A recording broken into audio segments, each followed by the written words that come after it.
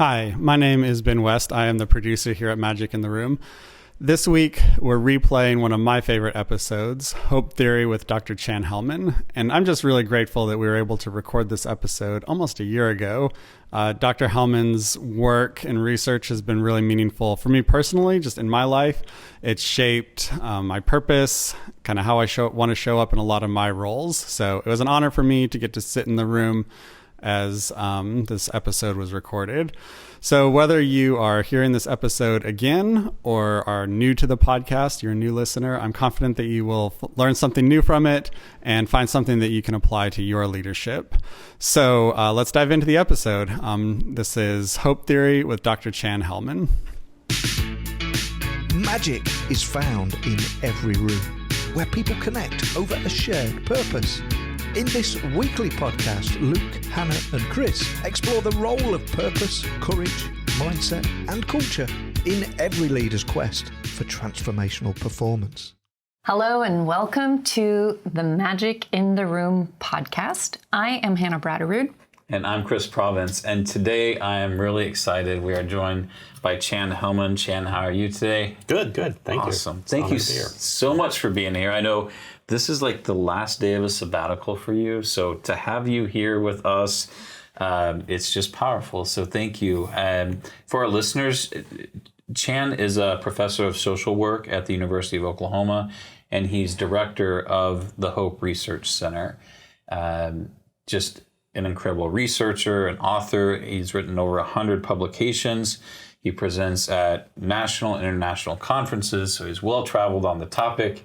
I think he's definitely an authority of what we're talking about today. But Chan's research is focused on hope and psychological strength, helping both children and adults overcome trauma and adversity. And I'm just really looking forward to getting into a lot of that. But something really exciting. You just published a new book called Hope Rising, How the Science of Hope Can Change Your Life. And you have a co-author on that with Casey Gwen, published by Morgan James. So what a wonderful accomplishment. And I'd love to pull some thread on that. Like, as an accomplished author, like, how does it feel to wrap that process? I will tell you, the writing a book was one of the hardest things professionally I've ever done, because it was very important to me that we take the science, which is what I'd been focused on for the past 15 years and all of the other scientific publications. But I'm absolutely committed to developing strategies that make these simple concepts accessible to parents, to teachers, coaches, other individuals. You don't have to be a therapist with complex systems. And so for me, it was really important. And the last part of the definition, the last part of the title, how the science of hope can change your life was sort of my contribution to the idea of this is the science, and it's the single best predictor of well-being. That's awesome. The single best predictor of well-being. That's what we get to talk about today. I love it. Awesome. Well, we, staying with our tradition, every episode we start with a question of the day. So our question for today is, what are you working on getting better at? Oh man, everything. Right. Myself, living, life. I'm getting better at life. I'm working on it every day. Do you want your letter grade for last year? Well, I hope that it will be not as good as my letter grade for this year. Right, there you go. And that my letter grade for next year will be even better than the one this year. So that's really, growth mindset, and we're constantly working at getting better. But the specific thing, and our listeners, if you've listened for a while, you know this about me. I'm working at getting better at running, always. And lately, I've felt a little disenchanted with running. And that's a departure, because every episode I talk about how much I love running and how important running's become in my life. And I've just kind of struggled with it a little bit. It's almost as if I've lost hope. And I didn't say that just because we have Dr. Hellman here today, but really that's how I've felt lately about running. So I'm really excited about this episode to learn how hope can be part of our strategy when we're working at getting better at something, whether it's running or leadership or any of the things that we engage in our work and our lives. I do have a race coming up next weekend as my birthday weekend, and I'm going to do a 15K trail race, and I have not been running very consistently this last month, so a little nervous about it. Right. I'm going to go on a long run tomorrow in the mountains of Montana and hopefully get some of my uphill legs back. But yeah, that's what I'm working on. Well, and I'll be looking forward to next week's report and All right. how much hope you carried through the last 5Ks. Okay. Well, I hope to learn some things today Right. that I can take with me during that race next I weekend. think we got the right guest. All right. The thing that I'm working on getting better at, I think it's some type of accountability. It's a little different flavor, but it's this idea of when I think about something to action a piece of it. Mm-hmm. So, that's something I should do. If that's all the attention I give it, then the chances of me actually doing it are pretty slim. Right. But if I will think about it and tackle, 10% of the task, then the chances of me completing that task go up exponentially. So it's just like having those, pay attention to the voice in my head. Because when I see the thing and I think about doing the thing and then I don't do it, what causes suffering later is that thing that I didn't do. Right. Inevitably. Yeah. I'm like, I thought about that, but, I thought it wouldn't be an issue because of this. Well, those are the things that always become issues. The things that remained a thought. The things that remained a thought. Yeah. That's good. So, and it's different than like explicit accountability. Right. It's, those things that hang between urgent and important, but can still cause suffering. Mm-hmm. It's just go ahead and getting that on the radar, clipping about 10% of it off immediately, so that then it's now an active project in my life. Right. So that's something that I'm trying to get better at. Dr. Hellman, what about you? Well, so this is actually just great timing in terms of this question. Last year, in the throes, last May, in the throes of this crazy time, I began training for and competing in mini triathlons.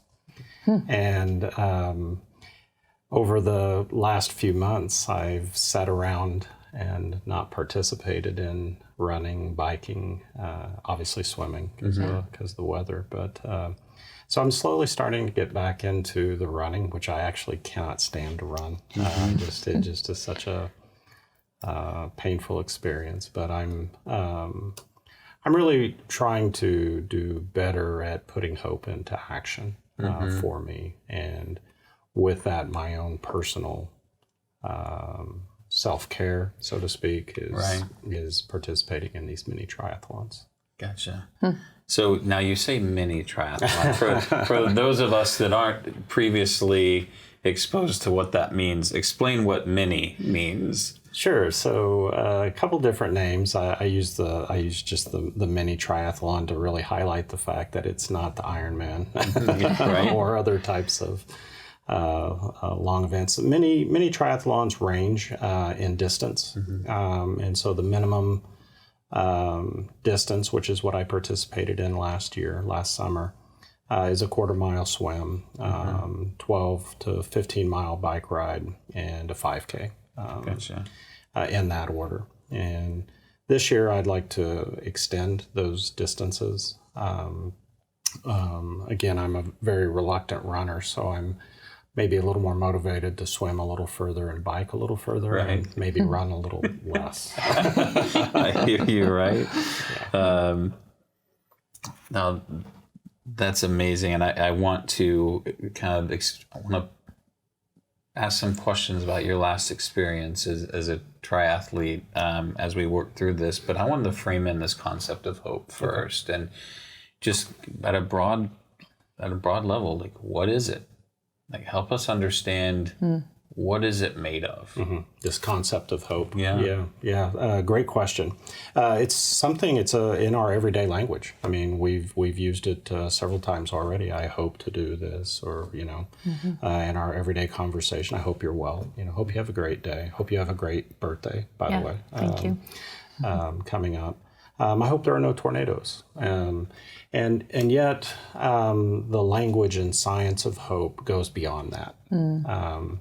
And so hope is the real simple definition is that hope is the belief that the future will be better than today, and that we have the power to make it so, that we have a role to play in pursuing that future.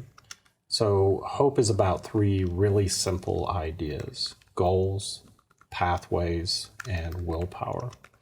What I will highlight is that for us, hope is a way of thinking. It's a mindset. It's not an emotion. It's not a feeling. And the reason that that's so important to recognize that it's a way of thinking is because it can be taught. We know we can teach it. If hope was a feeling, if it was an emotion, we could help people manage it, at best. So the idea of hope is grounded in the nature of the goals that we set. That becomes the cornerstone. And so as a mindset, the ability for hope is being able to identify pathways or the strategies that we're going to use to pursue those goals. Being able to imagine and consider potential barriers along those pathways, engaging in problem solving to overcome those pathways. That's all referred to as the pathways thinking component. And then the final piece, which is to be agentic or agency, is our ability to be able to dedicate mental energy, mental resources to engage in those pathway pursuits. Our ability to think about control in order to pursue and accomplish goals, motivation, our ability to selectively attend to those pathway pursuits. So goals, pathways, and agency are the core components. Okay. Boy, what a great start. So can you speak to a little bit of how does it work? Like, how does hope work? What does it inform? Yeah. You know? Yeah. So hope is something that is part of each and every one of us, really from infancy throughout our lifespan. The work that I've been very interested in is what are the outcomes of hope? Why is hope important? Why does it matter? But then in particular, how does the experience of adversity, how does the experience of traumatic events rob us of the ability to believe the future can be different? And more importantly, that we have the power to make it so. And then finally, the piece that I've been most interested in the last few years is what are some simple strategies that we can engage in to nurture and restore hope during times of adversity in that experience. So that's really the focus of the work for the last 15 years. So, yeah, and I mean, obviously there's all types of disruption. I mean, we having gone through COVID in the last year, of course, economic conditions change. People lose jobs, people lose family members. Like, there's the whole grief cycle. So what is the power of hope? Sure. If you say, well, Yeah. I hear you say, well, hope is a process, not an outcome. Yeah. Like, what is the power of it?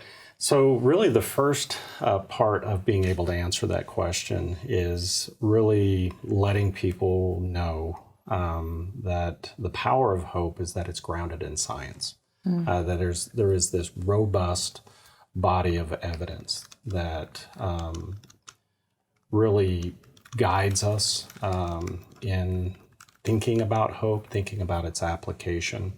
But more importantly, as you indicated, hope is a process for me in all of the work that we do.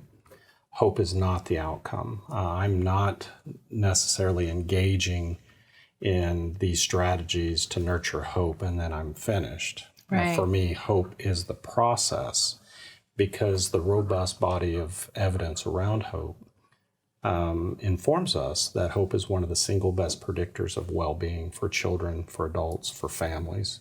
And what we're finding increasingly is that hope is a significant predictor of organizational well-being. And so, being grounded in the science of that, we know that individuals who have increasing levels of hope have better physical outcomes. They have higher pain tolerance, for instance.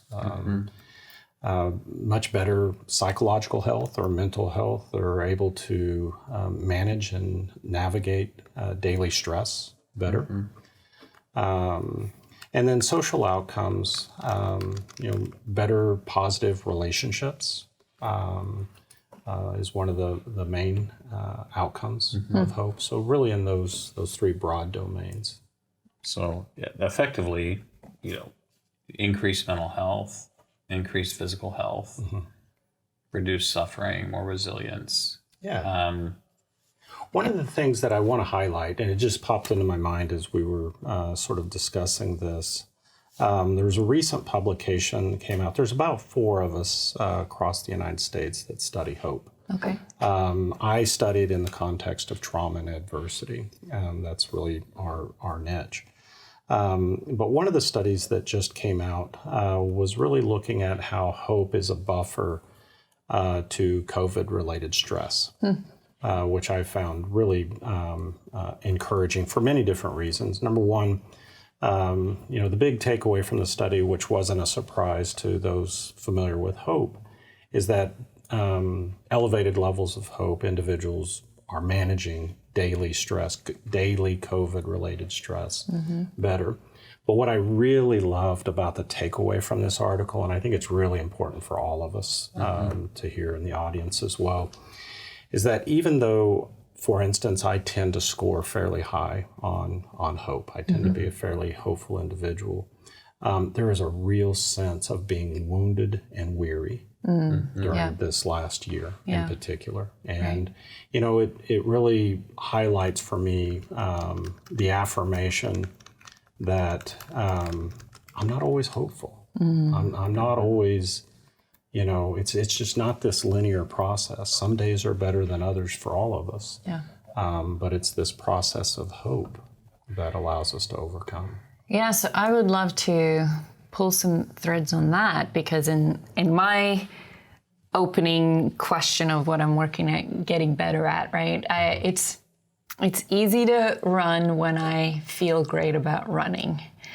And yeah, that sense of being a little weary, a little tired, a little maybe not as excited about the thing. I'm talking about running specifically here, but we can apply it to anything, right?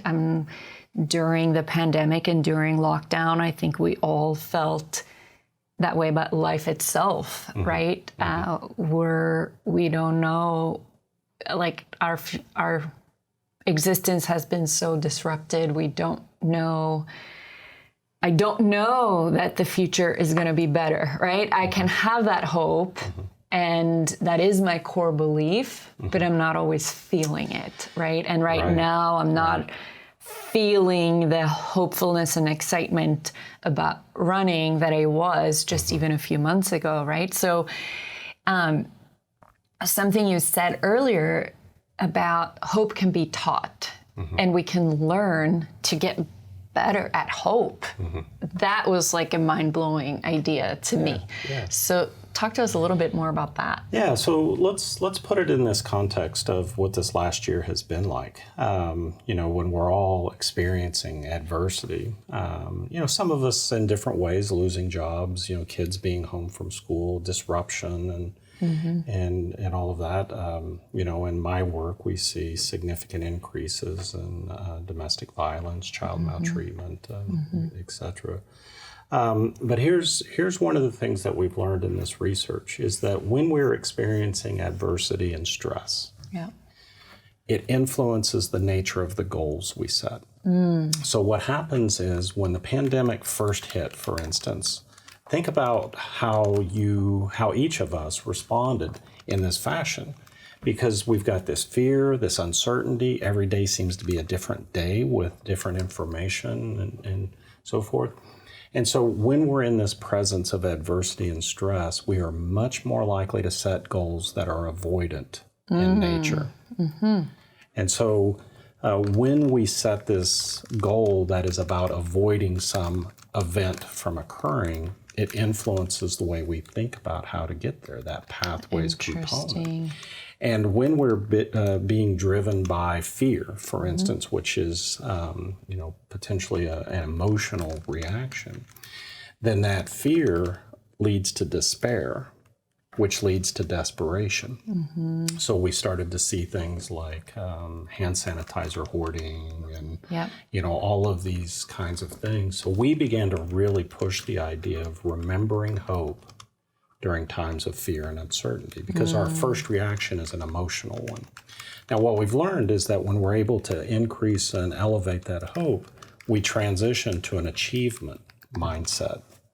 Now, I think this is really critical for organizations, quite frankly, is do our organizational processes influence employees to set avoidant goals within the organization or achievement goals? Oh, that's a powerful question. It really is. And it's a mindset. It's a mindset. So for instance, as a real simple example, if I'm a basketball player and I step out on the court and my mindset is I want to get the ball so I can shoot the winning shot for my team.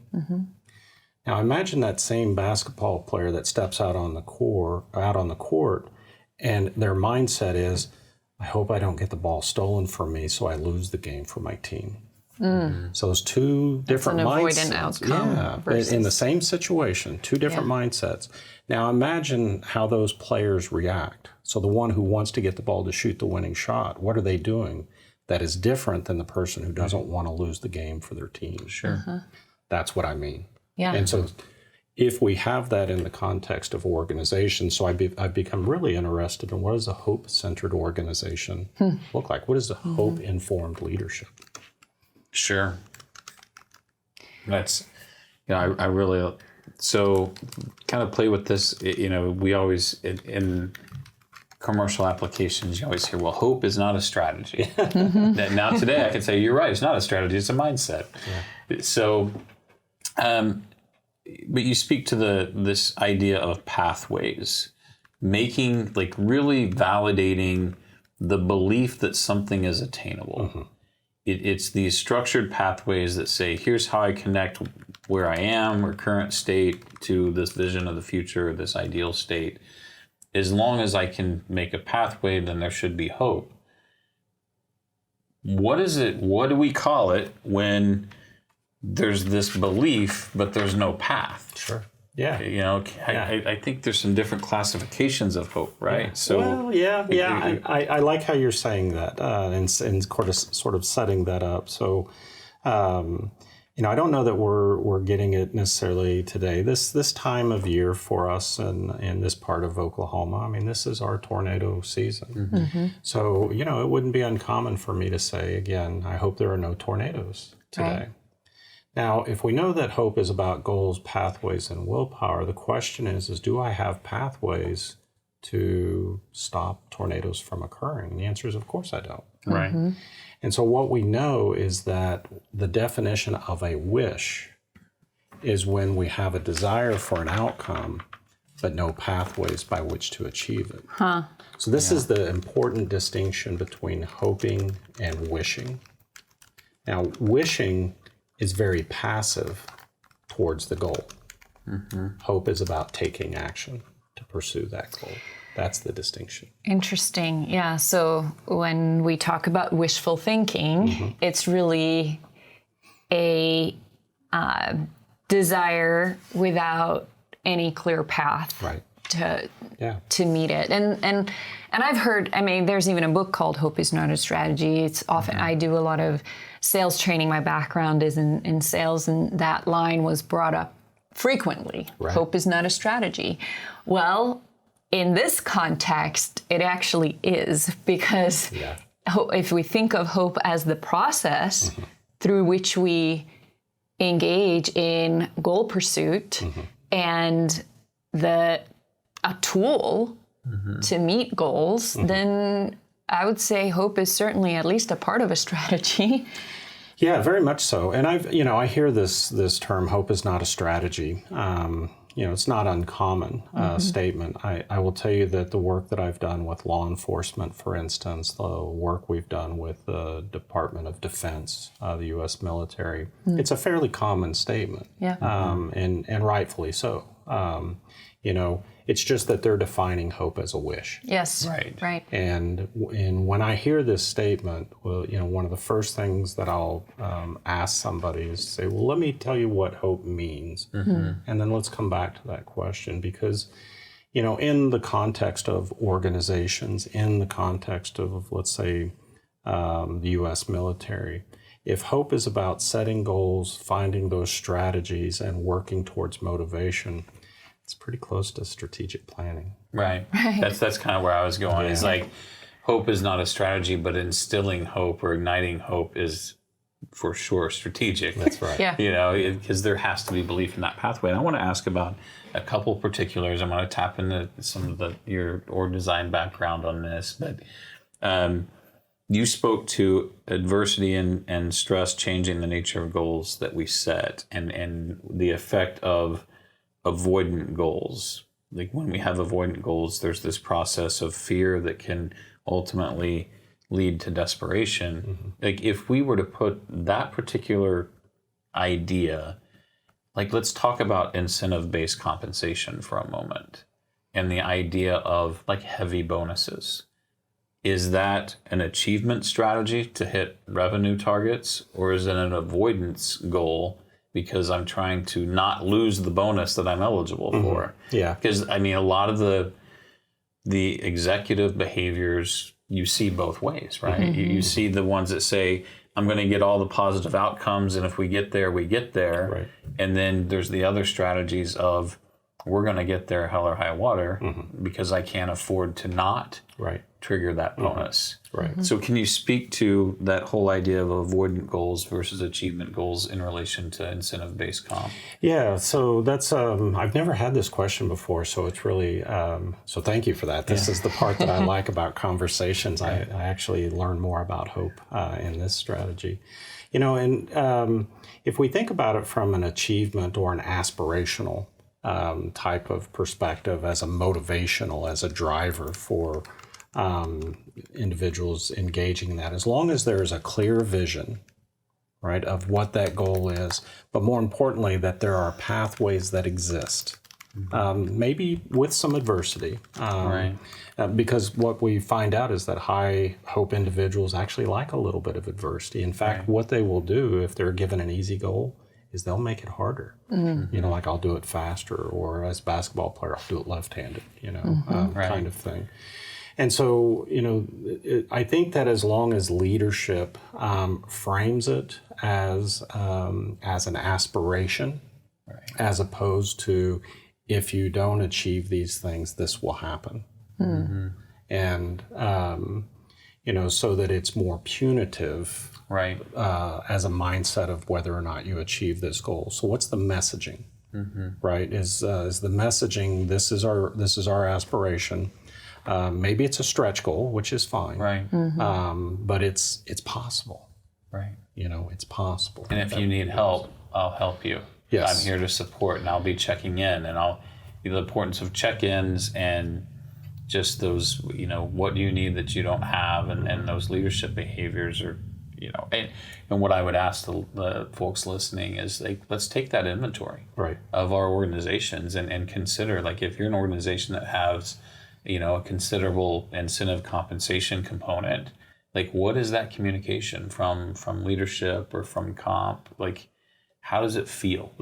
You know, one of the things that is really interesting in the literature is that leaders who have scored higher on hope tend to be perceived by their employees as transformational, whereas those same leaders who score lower on hope are viewed as transactional by their employees. And it kind of makes sense, right? Because hope is about goals, pathways, willpower. Well, you know, that transformational leadership, that visionary component, that influence, that identity, you know, that we're connected, right? You know, it all aligns really well with the science of hope.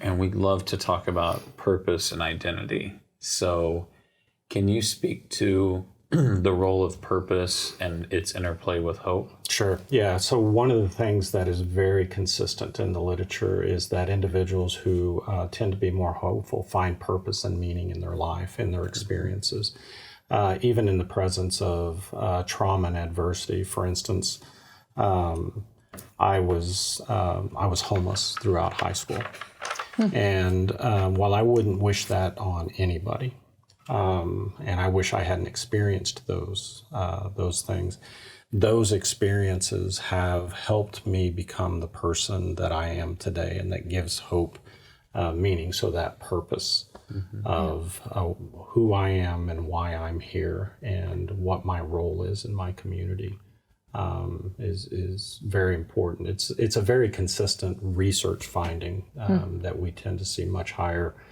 meaningfulness in work, meaningfulness in family, meaningfulness in relationship that drives that purpose. Sure. Wow.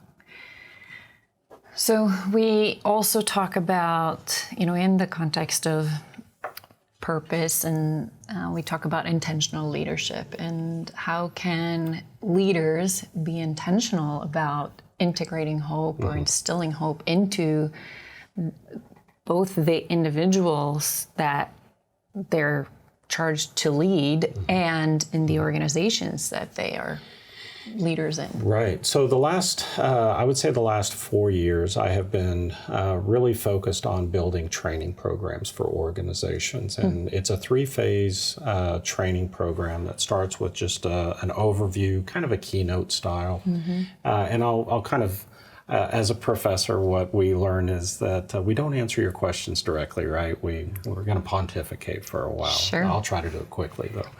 We all do it. We may not be professors, but we sure like to act like. Well, so, you know, the idea is to really create an awareness and understanding of this language of hope and the science and power of hope. So we've actually developed an executive leadership training program around hope, a leadership training, and then really an employee level of training around hope. Because if we're going to begin to influence the culture within an organization, we have to realize that everybody has a role to play. This isn't just about training the staff to be able to incorporate hope, let's say in sales. You know, one application of that would be to recognize that my potential customers all have goals. I'm a pathway to helping them achieve that goal through this product line. That's a really interesting and you know, potentially important conversation. But if leadership up the line isn't prepared to support that philosophically, so that's the idea of this training. So staff direct contact with customers. That's the way we train it. Is how does this play out in the work that you do? With that sort of frontline and mid-level management, it's really much more about not the customers, but the staff. You know, what is hope-informed leadership when it comes to working with staff? I think it was Napoleon who even made the statement, right? The role of leadership is to instill hope. Wow. And then at the executive level, it's really creating that vision, really creating, you know, this framework about what we are. So for me, that's why it's so important for organizations to consider that this key philosophy describes who you are, the purpose, and what you do. Sure. And if it can become a valued concept, because the science is good, we see significant, employees with higher levels of hope have significantly lower burnout, significantly lower turnover, higher performance in the workplace.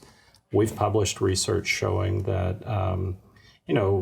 individuals who are exposed to the trauma of others, first responders, for instance, physicians, we find that it's this idea called secondary traumatic stress. Right. This vicarious trauma that we, inherit through our empathy with others. Begins to take a personal toll. But what we've found is that the connection between that secondary traumatic stress and burnout disappears when we introduce hope.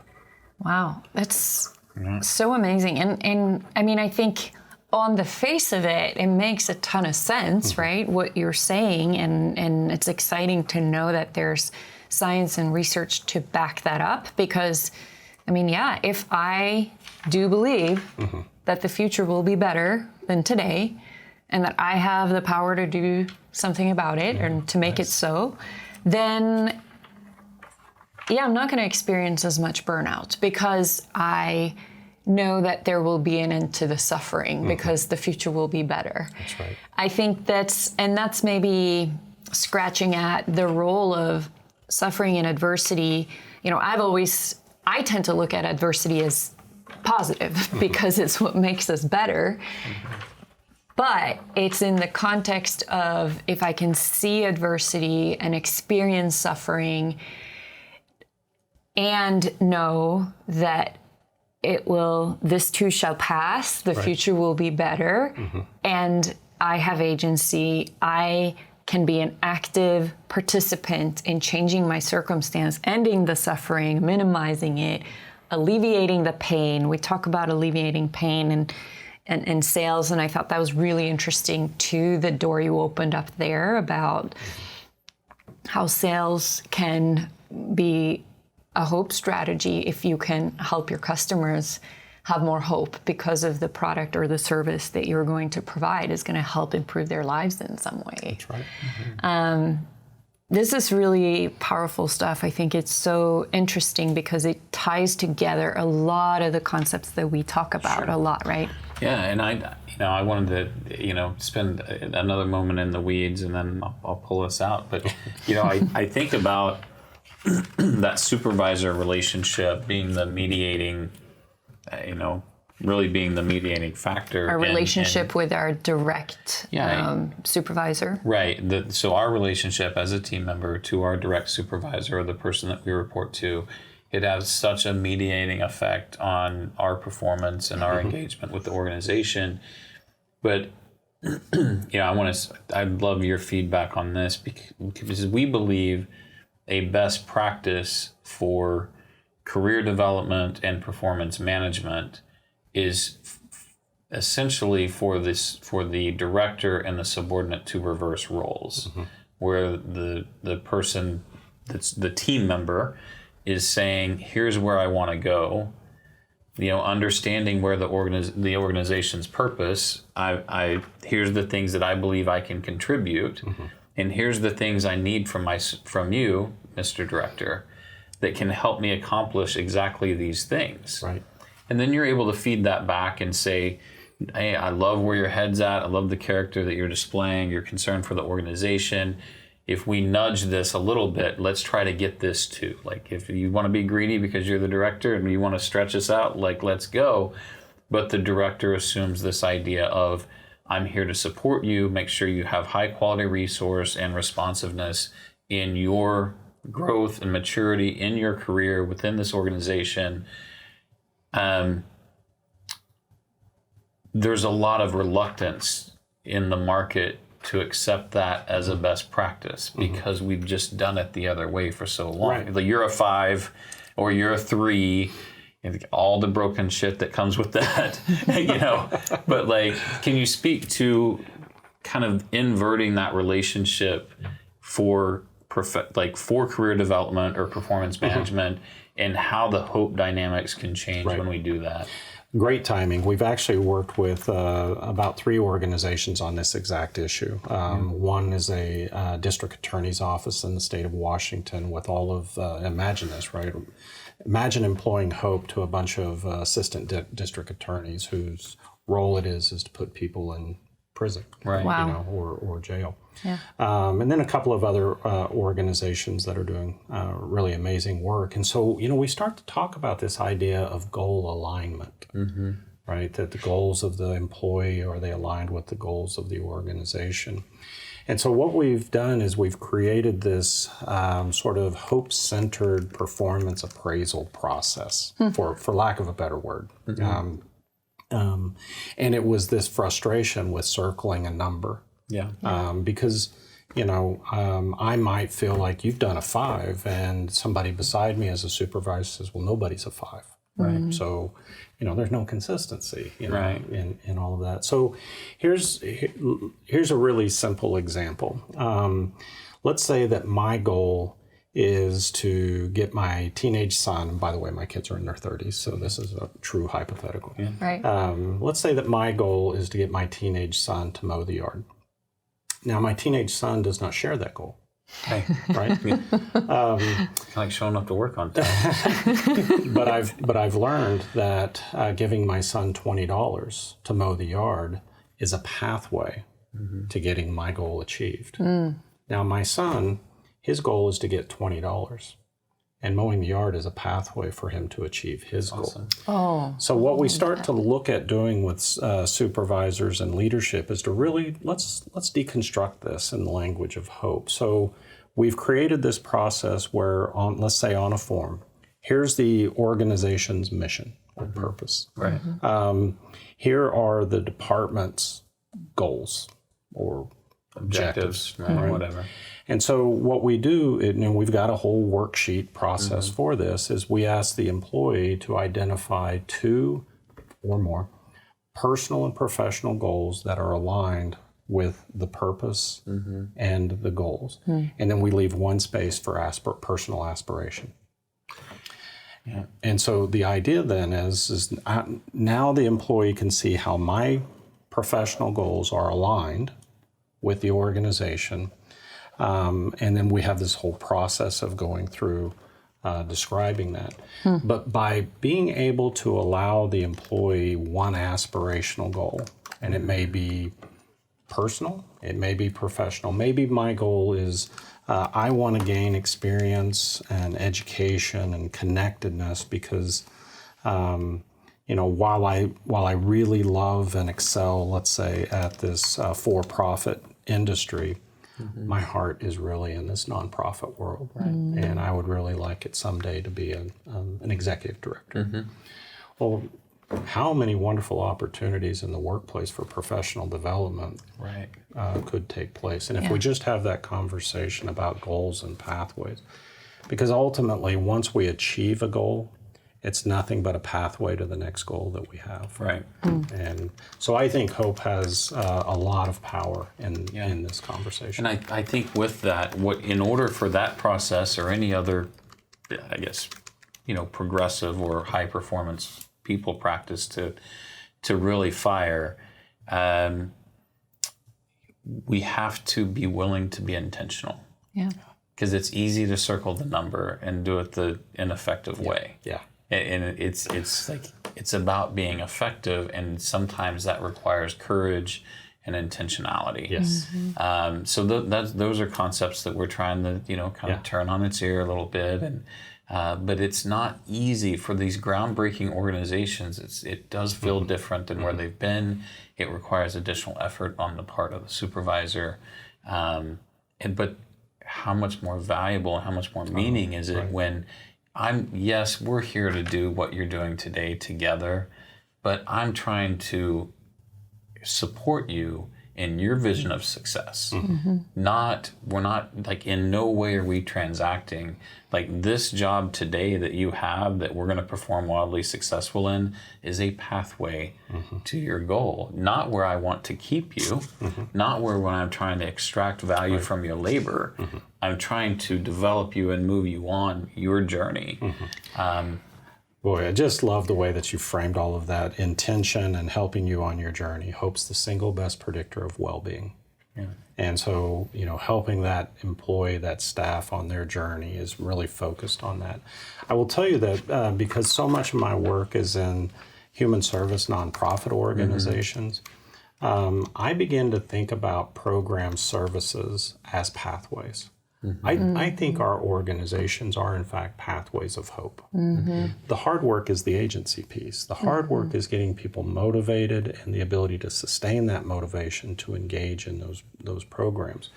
So in our training program, once we teach the language of hope, once you experience it for yourself in our curriculum, then we take a step back and we say, if hope is the single best predictor, and we can sit around and talk about all the things you're already doing that align with this. How do we do it with intention? Right. That's the key. Yeah, and then I'd like to extend that further as we think about employees. And so you talked about kind of the 3 levels of training in hope for executives, for leadership, or middle management, and for employees. You talked about, in nonprofit, our services are pathway to hope, or however you phrased that.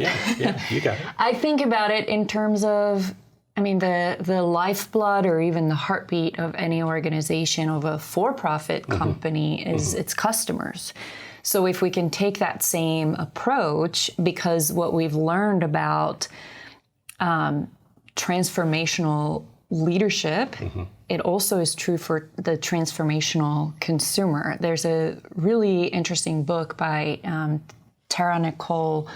I'm blanking on her name right now, but it'll come to me. But it's called The Transformational Consumer. And it's really about, what is it that customers really want? Well, it's what all people want, right? We want transformation in some way, right? We want to be healthier, wealthier, or wiser. Somewhere along those lines lie our goals.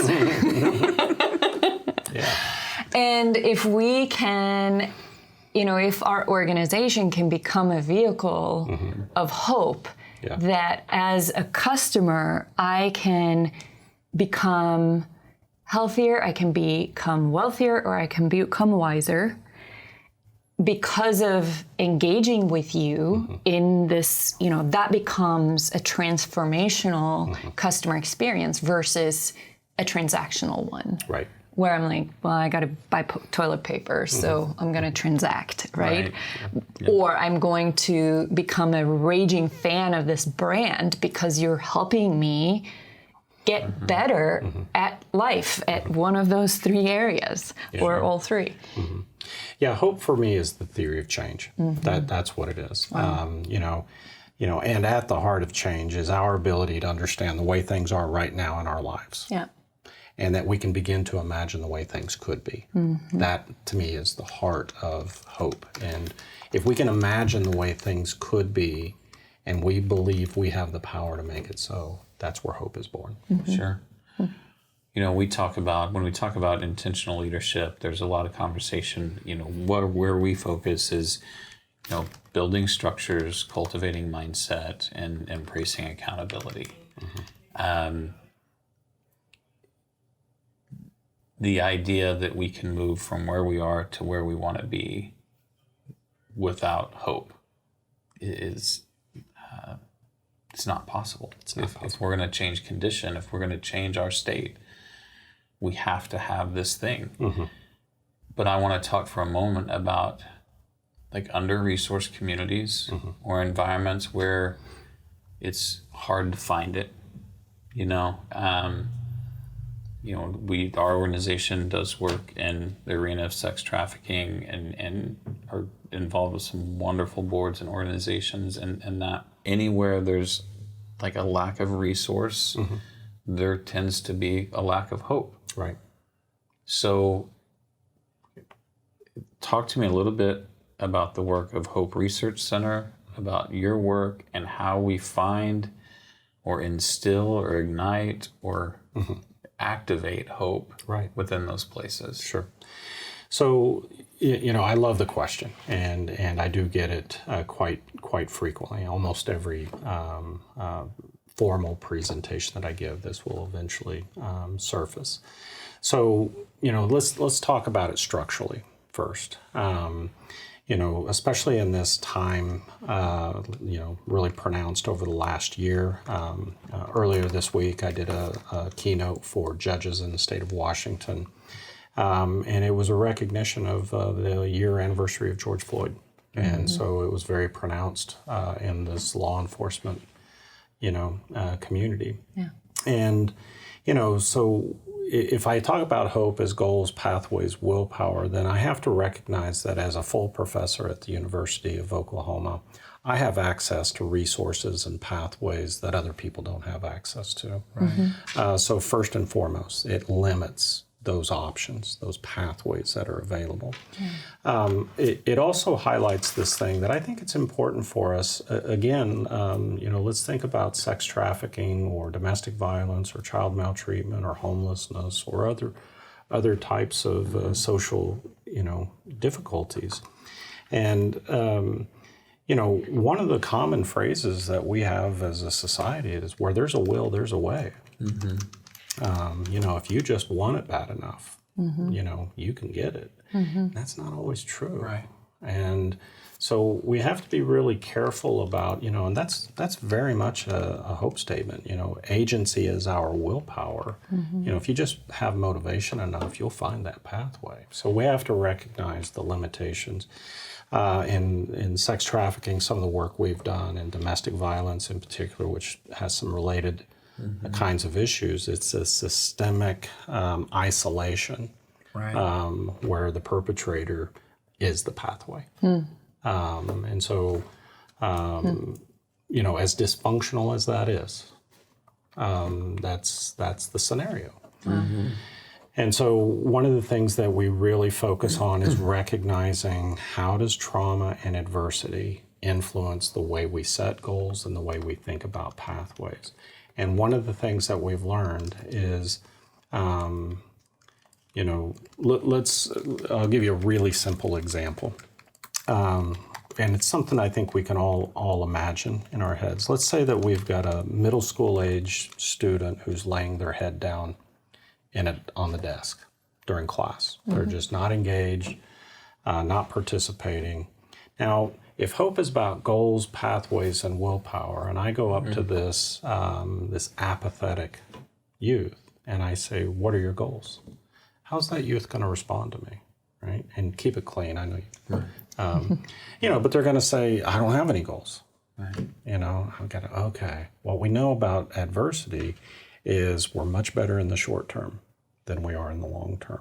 And when I say, what are your goals, that is so broad. It has so little meaning. So somebody coming out of trafficking or starting those first steps, what are your goals, has little to no meaning. So what we have to really lean into is, what are your goals this week? What are we, start in those small steps. And then the pathways component, we actually refer to that as the stepping process. So in order to achieve this goal this week, what are the 5 things that I have to accomplish? And what is that order? In order to get to this goal, what has to happen? In order for that to happen, so I'm working backwards on identifying those sub-goals or benchmarks. And there are 2 key takeaways that I just have to make sure that we talk about. And the research has identified this, it is a driver in our training. 2 things. First and foremost, hope begets hope.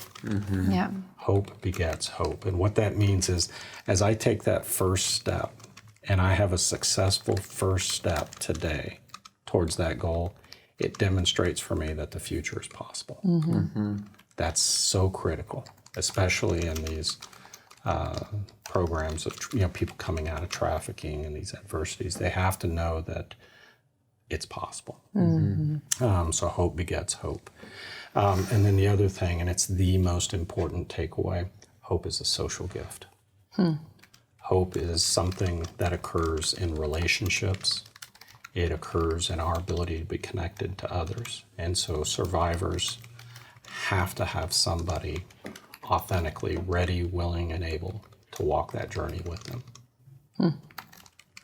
That's powerful. Very powerful. And it is, I think that applies service-based, nonprofit, for-profit. It does. Like anyone looking to accomplish anything. And needs to anywhere have there's someone walking humans. that path with them. Yeah. That's right. When we talk about, a couple of things, I bring some context here organizationally. A lot of times when we do workshop, I do a visual where I'm standing on the other side of the finish line, encouraging my team to join me, versus going behind them and nudging them forward, right, and supporting them in that experience. In that non-profit space, you have this continuum, this episode of care and journey from awareness to reentry, if we're talking about domestic violence or trafficking. But it's the system, those systems being set up to take them through every gate, and just, I can't wait to talk to you way more off this podcast about how those systems, right, you get a lot of systemic gaps in that continuum of care. So, I definitely look forward to visiting more about that. But so that idea of hope being a social gift, if I was to feed this back and say, am I taking away that the best way to ignite hope in communities or under-resourced environments is to go in there and travel the journey with them? It is. One of the things that we've really looked at, again, over the last couple of years that really emerged from these conversations is if we know that the science of hope is so strong, one of the single best predictors of well-being across the lifespan, physical, psychologically, socially, what would the power of collective hope look like? Ooh. Right? And so I start to think about that within an organization, but more importantly within a community. So think about all the social movements over the last year. Right? Those are the systemic kinds of issues that motivated a group of individuals or groups of individuals to begin to come together for a collective vision of the way things could be, that they couldn't achieve individually, but collectively look at what's happening, right? Which then generates that collective willpower. Yeah. And I'm really interested in that. Me too. Really interested in that. I've got a lot of diagrams hanging on this one, so I look forward to talking more through about these the idea of what is organizational identity, organizational well-being, collective conscience, collective will, ultimately building that collective character and how that organization shows up to market. But is that the all-encompassing thing? I don't know. It's what we got to talk through and figure out. That's right. But it's just been great to explore this. This is not a topic that there's 4 people that do what you do, and counting you. Yeah. So it's not a topic we get to sit down and really excavate on a whole lot. So thank you for just the exposure and the learning and going through this with us. But I'd love to share, if people want to connect with you, learn more about what you do, the Hope Research Center, how do they get a hold of you? Sure. So there are 2 ways to get a hold of me and the way that the work that I do. For the training component, it's chanhellman.com. It's probably one of the most creative website names I could ever think of, chanhellman.com. For the research component through the University of Oklahoma, it is tulsa.ou.edu/hope. Pretty easy to find on Google for both of those. Excellent. Awesome.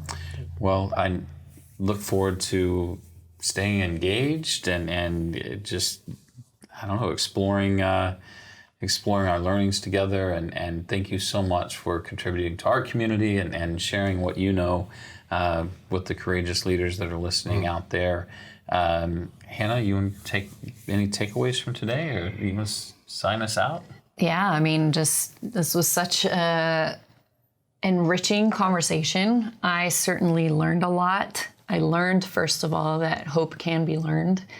And I learned that hope is the belief that the future will be better than today and that I have the power to make it so. And I think in all of the work that we do with leaders, this is going to become part of the way we teach intentional leadership and how leadership can be intentional in terms of instilling hope and teaching hope, and just recognizing, how we break down hope in terms of goals, pathways, and agency or willpower. I feel like this is almost like a little bit of a missing link to some of the work that we've been doing and helps pull some of the framework together. So looking forward to many more conversations. And for all of you out there listening, you can learn more about the work that we do at Purpose and Performance Group by visiting our website, purposeandperformancegroup.com. You can find us on LinkedIn, on Facebook, any of the social media outlets.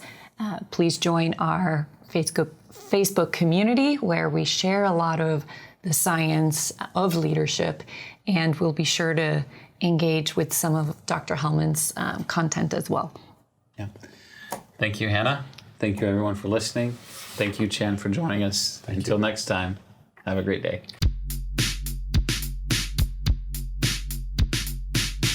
Magic in the Room is hosted by Chris Province, Hannah Bratteroo, and Luke Freeman, and produced by Ben West. Theme music is by Evan Grimm.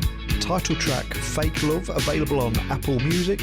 And this podcast was recorded at Storycatcher Studio with video and audio editing and production support by Brad O'Hara and Alicia Crum, with inspiration, strategy and technical support by yours truly, Neil Hughes. Magic in the Room is a production of Purpose and Performance Group. You can find us at purposeandperformancegroup.com, and remember, previous episodes are available at magicintheroom.com.